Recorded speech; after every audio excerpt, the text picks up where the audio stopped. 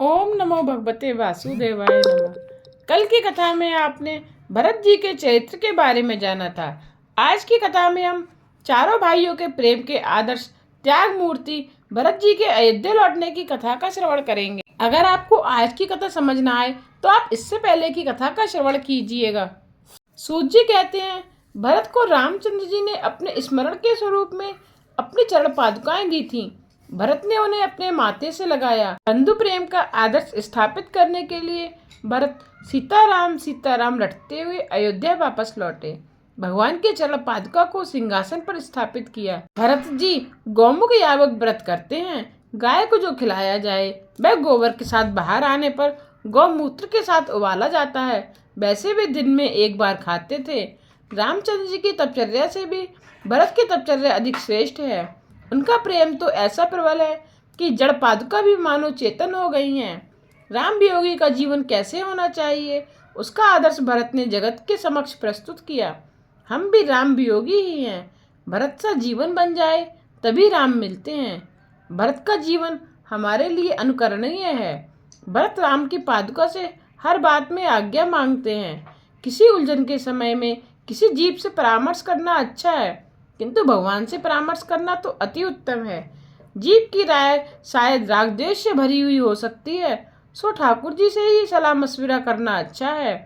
तुम्हें यदि कोई उलझन सता रही है तो ठाकुर जी का श्रृंगार, भोग और आरती करके शांति से हाथ जोड़कर इस महामंत्र का जप करो। यह श्लोक महामंत्र है। इसका जप करते हुए भगवान के चरण में सो जाओ। भगवान तुम्हें स्वप्न में मार्गदर्शन कर देंगे। रामचंद्र जी शैया पर सोते थे, भरत जी धरती पर ही सोते हैं। रामचंद्र जी ने चित्रकूट का त्याग करने का निश्चय किया। वे अत्रि ऋषि के आश्रम में आए। अनसुईया ने सीता जी की बड़ी प्रशंसा की। वहां से वे सुतीक्ष्ण के आश्रम में गए। यह प्रसंग दिव्य है। सुतीक्ष्ण मुनि अगस्त्य के शिष्य थे। विद्याभ्यास की समाप्ति होने पर उन्होंने गुरु जी से गुरु दक्षिणा मांगने की प्रार्थना की। अगस्त्य ऋषि ने कहा, कल्याण हो तेरा। कुछ पाने की आशा से मैंने विद्यादान किया हो, ऐसा नहीं है। यदि हो सके तो मुझे कभी रामचंद्र जी के दर्शन कराना। सुतीक्ष्ण ने आज रामचंद्र जी के दर्शन किए। उन्होंने राम जी से कहा, चलिए मैं आपको मार्ग दिखाऊं। चंद्र जी ने लक्ष्मण से कहा, सुतीक्ष्ण मार्ग दिखलाने के लिए नहीं, अपनी प्रतिज्ञा निभाने के लिए हमारे साथ हो लिए हैं। सुतीक्ष्ण सभी को मुनि अगस्त्य के आश्रम में ले गए। ओंकार का भावार्थ राम नाम में समाया हुआ है। सुतीक्ष्ण ऋषि अगस्त्य मुनि से कहने लगे, गुरुजी प्रणाम। आज मैं आपको दर्शन कराने के लिए रामचंद्र जी को ले आया हूँ। ऋषि दौड़ते हुए आए और दर्शन करके कृतार्थ हो गए। वहां से सब चल निकले। गोदावरी नदी के किनारे पर आए तो वह पंचवटी में निवास करने हेतु आश्रम बनाया। पंचवटी का अर्थ है 5 प्राण। परमात्मा 5 प्राणों में विराजमान है। संसार अरण्य में भटकने वालों को वासना रूपी सुपर्णखा मिल जाती है। राम तो उसकी ओर देखते तक नहीं है। सुपर्णखा मोह का स्वरूप है। वह रावण की बहन है। बन ठनकर वह राम के पास आई और कहने लगी, मैं कुमारी हूँ, मेरा मन तुम्ही में खो गया है, मैं तुमसे विवाह करना चाहती हूँ। सुपर्णखा काम वासना है। रामचंद्र जी कहने लगे, तेरी ही भांति मेरा भाई लक्ष्मण भी अविवाहित है, उसके पास जा, मैं तो एक पत्नी व्रत का पालन करता हूँ। सुपर्णखा आग बबूला हो गई। तुम अपनी सीता के कारण मेरी उपेक्षा कर रहे हो। अपने विशाल राक्षसी रूप को धारण कर लिया उसने। वासना भी सुपर्णखा की भांति पहले तो सुंदर ही लगती है, किंतु आगे चलकर उसका वास्तविक रूप सामने आ जाता है और जीव फंस जाता है। वह आरंभ में सुकुमार लगती है। लक्ष्मण जी ने सुपर्णखा के नाक कान काट के रख दिए। वह रोती चिल्लाती हुई रावण के पास आई। रावण ने पूछा, क्या हुआ, कैसे हुई तेरी यह दशा? सुपर्णखा कहने लगी, दशरथ के 2 पुत्र पंचवटी में रहते हैं, उनके साथ एक सुंदर स्त्री भी है। मैं तुम्हारे लिए उसे लेने गई थी तो मेरी यह दशा हुई। रावण उसे सांत्वना देने लगा। इधर रामचंद्र जी ने सीता जी से कहा, देवी अब लीला का समय आ गया है, तुम अग्नि में निवास करो। इसीलिए तो लिखा गया है, रावण जिस सीता को ले गया था वह सीता नहीं, सीता की मात्र छाया ही थी। रावण मारीच के साथ पंचवटी आया। मारीच ने कपट से कनक मृग का रूप धारण किया। सीता जी ने यह स्वर्ण मृग देखा तो राम जी से कहा, मुझे इसकी खाल का वस्त्र पहनने की इच्छा है, आप इसका शिकार कीजिए। राम ने भागते हुए उस मृग पर बाण चलाया तो वह हे लक्ष्मण बोलता हुआ धराशायी हो गया। इधर सीता जी ने लक्ष्मण के नाम की पुकार सुनी तो लक्ष्मण को अपने पति की सहायता के लिए दौड़ाया। लक्ष्मण आश्रम के बाहर निकले तो रावण ने भिक्षुक का रूप लेकर सीता जी का हरण कर लिया। रावण सीता जी को रथ में बिठाकर आकाश मार्ग से जा रहा था। मार्ग में जटायु ने सीता जी की आर्तवाणी सुनी तो उन्होंने रावण से युद्ध किया। उन्होंने रावण से पूछा कहाँ है उसकी मृत्यु। रावण को छल करने का अवसर मिल गया। उसने झूठ मूठ कह दिया कि अपने पांव के अंगूठे में है। जटायु जो ही उसका अंगूठा काटने के लिए झुके तो रावण ने पांखें काट दी। लक्ष्मण को आया हुआ देखकर राम ने उनसे पूछा, तुम्हें तो अपनी भाभी की रक्षा के लिए वहीं रहने को कहा था, तुम यहाँ क्यों आए। लक्ष्मण जी कहने लगे, मैं तो वहीं रहना चाहता था किंतु भाभी के आग्रह के कारण आना पड़ा। और उन्होंने बड़े भाई को सारी बात सुनाई। रामचंद्र जी की सेवा करना बड़ा कठिन है। लक्ष्मण से राम ने कहा, अगले जन्म में मैं तेरी सेवा करने के लिए आऊंगा। लक्ष्मण का दूसरा जन्म हुआ बलराम का। दोनों भाई आश्रम पर वापस लौटे। देखा तो सीता जी का कोई पता ही नहीं था। एक नाथ जी ने सीता वियोग का वर्णन बहुत ही अच्छा किया है। राम जी सीते सीते पुकारते हुए विलाप करने लगे। लक्ष्मण उन्हें बार बार धीरज देते हुए समझा रहे थे। राम कहते हैं, यह धरती मेरी सासू है। जब भी वहाँ दृष्टि जाती है तो मानो वह मुझे कोसती हैं। अपनी पत्नी की रक्षा करने की यदि तुम में शक्ति थी ही नहीं तो विवाह ही क्यों किया था। आकाश की ओर दृष्टि जाती है तो मानो भगवान सूर्य नारायण दुख से कहते हैं कि मेरे कुल में यह कैसा कुपुत्र जन्मा जो अपनी पत्नी की भी रक्षा नहीं कर सका। दोनों भाई सीता को ढूंढते हुए घूम रहे थे कि एक स्थान पर घायल जटायु को देखा। जटायु ने कहा, रावण ही ने मेरी यह दशा की है। वह सीता को उठाकर दक्षिण दिशा की ओर बढ़ गया है। रामचंद्र जी कहने लगे, यदि तुम्हारी इच्छा है तो मैं तुम्हें ठीक कर दूं। जटायु ने ना माना, कहा, मृत्यु के समय मुख से जिसका नाम उच्चारित होने पर अधम को भी मुक्ति मिलती है। वैसे आप मेरे समक्ष उपस्थित हैं तो फिर मुझे कौन सी इच्छा पूरी करनी है जिसके लिए इस शरीर को बनाए रखूं। जटायु ने गिद्ध की देह छोड़ दी और हरि के धाम को चले गए। जिस गति की योगी इच्छा करते हैं वह उत्तम गति राम जी ने जटायु को दी। इसीलिए शिव पार्वती से कहते हैं, पार्वती वे लोग सत्य हैं जो अत्यंत दुर्भागी हैं, जो हरि को छोड़कर सांसारिक विषयों से प्रेम करते हैं। वहां से वे सबरी की कुटिया पर आए। यह सबरी अगले जन्म में किसी राजा की रानी थी। वह धन से तो सेवा कर सकती थी किंतु तन से नहीं। एक समय वह प्रयागराज गई। वहां कई महात्माओं से मिलना हुआ। अगले जन्म में किसी सच्चे संत से सत्संग हो ऐसी इच्छा करते हुए उसने त्रिवेणी में आत्म विसर्जन कर दिया। उसी रानी का भील जाति की सबरी के रूप में जन्म हुआ। सबरी के विवाह का दिन आया। उसके पिता ने भोजन देने के लिए तैयारी की। बहुत सी बकरियां भी लाई गईं जिनके मांस का भी उपयोग किया जाना था। सबरी ने सोचा, मेरे कारण ही तो यह हिंसा होने जा रही है।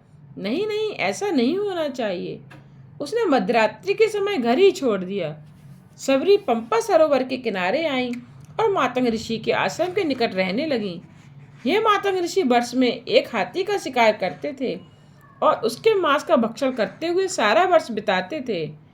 अन्य ऋषि उसकी निंदा करते तो वे कहते, आप तो कई जीवों की हत्या करते हैं, जबकि मैं तो वर्ष में मात्र एक ही जीव की हत्या करता हूँ। सबरी वहां आई, सारा दिन किसी वृक्ष पर बैठी रहती और रात के समय संतों की सेवा करती थी।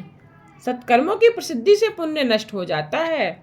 किसी को दिखाने के लिए नहीं, भगवान को प्रसन्न करने के लिए ही सेवा करो। जिस मार्ग में ऋषि मुनि स्नानार्थ जाते थे उस मार्ग की सफाई रात्रि के समय सबरी कर देती थी। किसी को पता ही नहीं चलता।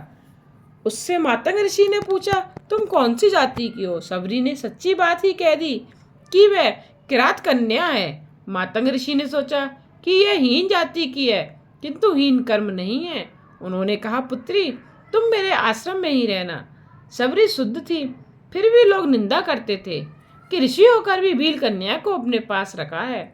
ऋषि ने उसे राम मंत्रों की दीक्षा दी। एक दिन मातंग ऋषि ब्रह्मलोक में जाने की तैयारी करने लगे तो सबरी को बड़ा दुख हुआ। वह कहने लगी, पिताजी आप मत जाइए, आप चले जाएंगे तो मेरा क्या होगा। ऋषि ने कहा, मैंने तुम्हें राम मंत्रों की दीक्षा दी है, श्रद्धा रखना। एक ना एक दिन तेरी कुटिया पर राम जी का आगमन होगा। कब आएंगे वह तो मैं नहीं जानता, किंतु अयोध्या में तो उनका प्राकट्य हो चुका है। जब तप दान तीर्थ आदि सब कुछ करने पर भी यदि किसी सच्चे संत की कृपा ना होगी, तब तक भक्ति सफल नहीं होगी। वैष्णव आशा मेरी जीते हैं कि मेरे प्रभु अपनाएंगे। बड़े उत्साह से सेवा स्मरण करते रहो, मन न लगे तो सतत सत्कर्म करो। सबरी को श्रद्धा थी, राम कभी तो आएंगे ही। वह वन में से बेर आदि फल ले आती थी, सारा दिन प्रतीक्षा करती थी और शाम को ही खाती थी। वह सोचती कि मैं पापिन हूँ, तभी तो वे मेरे यहाँ नहीं आते हैं। राम की प्रतीक्षा करते करते अब तो वह वृद्धा हो गई हैं, फिर भी वह उसी आशा में जी रही हैं। मेरे गुरुजी ने कहा है, राम जी के लिए लाए गए फल वह ऋषि कुमारों में बांट देती थी। घट घट में राम बसा है, तब चर्या करने से सिद्धि अवश्य मिलती है। सबरी सारा दिन राम मंत्र जपती रहती थी। उसका जीवन संयमी और सेवामय था। उसकी निष्ठा दिव्य थी। ऐसों के घर राम नहीं जाएंगे तो फिर किसके घर जाएंगे।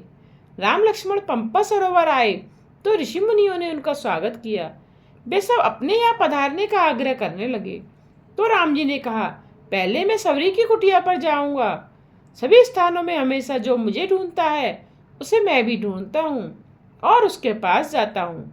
जिस समय राम लक्ष्मण सबरी की कुटिया पर पहुंचे, उस समय वह राम का मंत्र का जाप कर रही थी। सबरी ने दोनों का स्वागत किया और बैठने के लिए अच्छा सा आसन दिया। कहा, मैं वैसे तो जातिहीन हूँ, फिर भी आपकी शरण में आई हूँ। राम कहने लगे, मैं किसी प्रकार का संबंध नहीं चाहता, सबसे ऊंची प्रेम सगाई। सबरी बेर का दोना ले आई और चक चक कर सभी को देने लगी कि कहीं खट्टे तो नहीं हैं। वे भगवान के दर्शन होने पर इतनी तो भावावेश में है कि उन्हें यह भी विचार नहीं आता कि भगवान को झूठे बेर खिला रही हैं। राम जी ने बेरों की प्रशंसा की। मिठास तो प्रेम में ही है। प्रेम कलंकित ना हो, ईश्वर को मात्र उनके लिए ही प्रेम करो। महापुरुष कहते हैं कि सबरी के बेर खाकर राम जी ने जो गुठली फेंक दी थी, उनमें से द्रोणाचल पर्वत पर संजीवनी वनस्पति उपस्थित हुई। इसी संजीवनी से लक्ष्मण जी को जीवन दान मिला था। अतिशय भजन करो, सच्चे साधु संतों में विश्वास रखो। सबरी का चरित्र मानव मात्र के लिए आश्वासन रूप है। भगवान अवश्य मिलते हैं। श्री राम ने सबरी से पूछा, तेरी कोई इच्छा है? सबरी ने कहा, इस पंपा सरोवर के बिगड़े हुए जल को आप शुद्ध कर दीजिए। किसी समय एक ऋषि ने सबरी को लात मारी थी, सो इस सरोवर का जल बिगड़ गया था। राम जी लोगों से कहते हैं कि इस जल को शुद्ध करने की शक्ति मुझ में नहीं है। यदि सबरी के चरण तीर्थ के जल की इस सरोवर में अंजलि दी जाए तो बात कुछ बन सकती है। सबरी को सरोवर में स्नान कराया गया और फलतः सरोवर का जल शुद्ध हो गया। राम ने सबरी का उद्धार किया। राम का दर्शन करती हुई सबरी योगाग्नि में विलीन हो गई। रघुनाथ जी अब ऋषिमुख पर्वत के समीप आए। वहाँ सुग्रीव रहते थे। वहाँ प्रथम तो हनुमान जी से मिलन हुआ। हनुमान जी ने उनका परिचय जाना और सुग्रीव से मैत्री करा दी। जब तक ईश्वर से जीव की मैत्री नहीं हो पाती है, तब तक जीवन सफल हो नहीं पाता है। और ऐसी मैत्री हनुमान जी अर्थात ब्रह्मचर्य के बिना नहीं हो पाती। राम नाम तो अमृत से भी श्रेष्ठ है। राम नाम भवरोग की दवा है, किंतु संयम के बिना वह भी कारगर नहीं हो सकती। जब तक हनुमान जी सिफारिश नहीं करते हैं, तब तक रामचंद्र जी अपना नहीं बनाते। परमात्मा जीव मात्र के सच्चे मित्र हैं। ईश्वर के साथ मैत्री करने से जीवन सफल होता है। सांसारिक मित्र तो केवल इसी जगत में सुख दे सकता है, किंतु परलोक और अंतलोक में सुख नहीं दे सकता। जीव यदि ईश्वर से मैत्री करे तो वे उसे अपना लेते हैं, वे उसे भी ईश्वर बनाते हैं। वे तो अति उदार हैं। जब वे देने पर आते हैं तब बहुत उदार होकर देते हैं। जीव को जब कुछ देने का प्रसंग आता है तो सोच विचार के अपने लिए बहुत कुछ बाकी रख देता है। विश्व का सर्जक देते समय कभी नहीं सोचता है कि अपने लिए शेष रखना चाहिए। मैत्री परमात्मा के साथ ही करो। परमात्मा से मैत्री वही कर सकता है जो काम को अपना शत्रु बनाता है। कृष्ण और काम, राम और रावण एक साथ नहीं रह सकते। रामचंद्र जी ने सुग्रीव को अपना मित्र बनाया क्योंकि सुग्रीव को हनुमान जी ने अपनाया है। हनुमान जी ब्रह्मचर्य के स्वरूप हैं। ब्रह्मचर्य की मैत्री जितेंद्रिय बनाएगी और तभी परमात्मा के साथ भी मैत्री होगी। संयम और धर्म मर्यादा का पालन करोगे तो राम राज्य के काल की भांति डॉक्टर वकील की आवश्यकता नहीं रहेगी। जो हनुमान जी को अपना मित्र नहीं बनाता है उसे राम भी अपना मित्र नहीं बनाते हैं। परमात्मा से प्रेम किए बिना जीवन सुंदर नहीं हो पाता है। प्रेम किए बिना मनुष्य जी नहीं सकता। कोई धन से, कोई स्त्री से, कोई बालकों से प्रेम करता है, किंतु प्रेम करने योग्य तो एक परमात्मा ही है।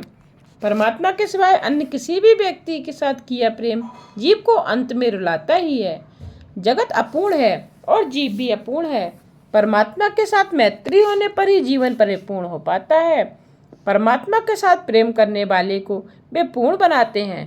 ईश्वर उसी को मिलते हैं जो उनसे पूर्णतः प्रेम करते हैं। वैसे व्यक्ति ही प्रभु को अपना मानते हैं। ईश्वर के साथ प्रेम करना है तो दूसरों को प्रेम छोड़ना पड़ेगा। लौकिक प्रेम को धीरे धीरे कम करते जाओ और प्रभु के साथ प्रेम बढ़ाते जाओ। हनुमान जी के पूछने पर राम जी ने अपना परिचय दिया। हनुमान जी ने प्रणाम करके स्तुति की और कहा, इस पर्वत पर वानर राज सुग्रीव रहते हैं, उनके साथ मैत्री कीजिए, वे आपके दास हैं। और तब सभी सुग्रीव के पास आए। राम जी ने सुग्रीव से पूछा, तुम इतने दुखी क्यों दिखाई देते हो? सुग्रीव कहने लगे, मेरे भाई बाली ने मेरी धन संपत्ति और पत्नी छीनकर मुझे घर से बाहर कर दिया है।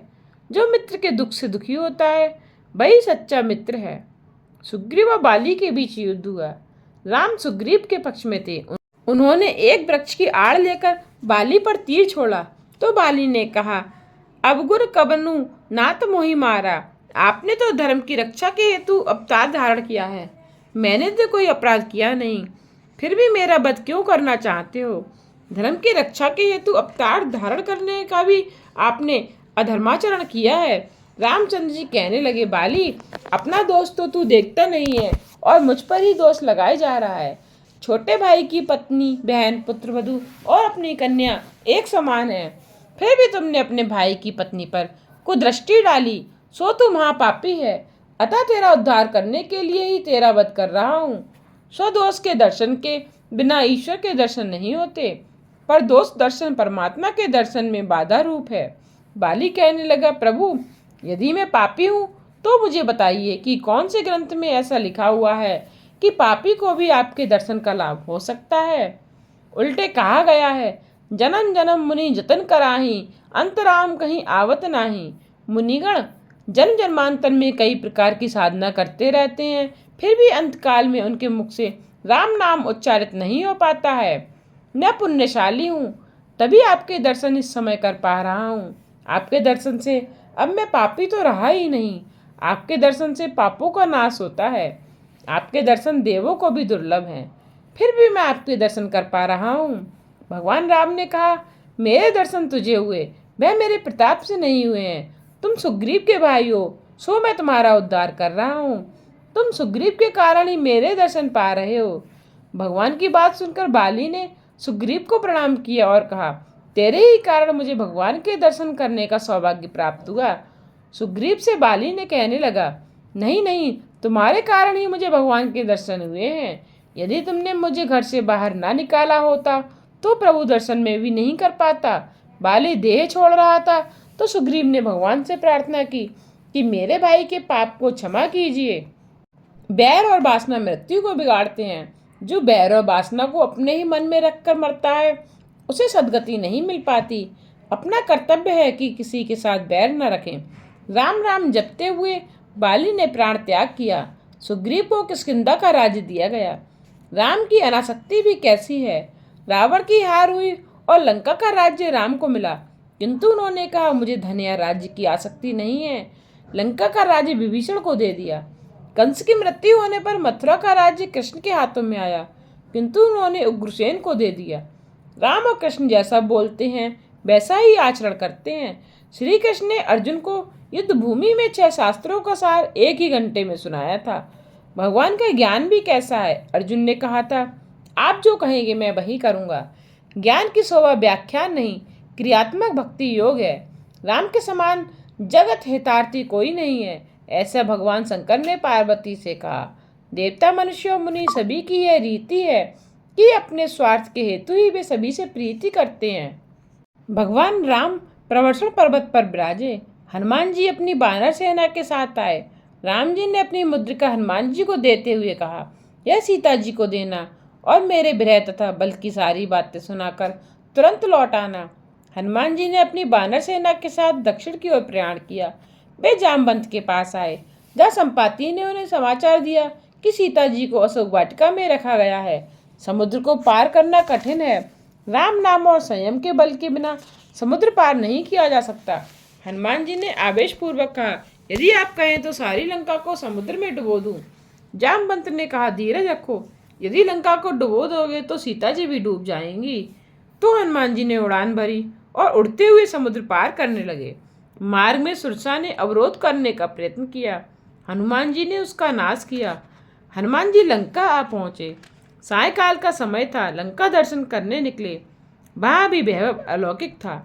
मध्य रात्रि के समय लंका में प्रवेश करने जा रहे थे कि लंकनी ने रुकावट की तो उन्होंने उसे मार दिया।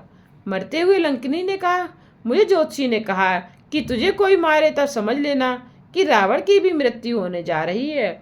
हनुमान जी को लंकनी ने यह भी कहा कि लंका में घूमते समय राम जी को हमेशा अपने हृदय में रखना। शायद राक्षसियों के बिहार को देखकर मन विकारी हो जाए।